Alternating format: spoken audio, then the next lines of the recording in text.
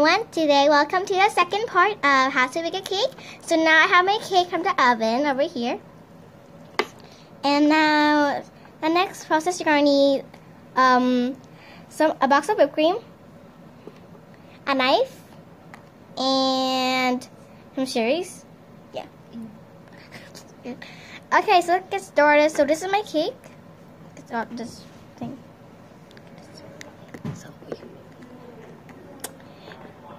Okay, now I'm going to put a whipped cream on it.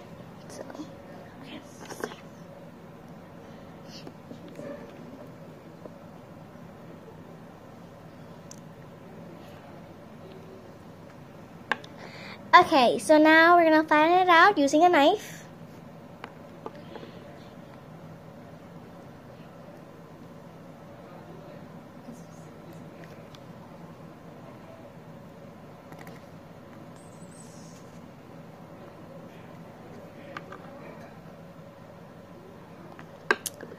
Okay, now, finally, you put a shards on it.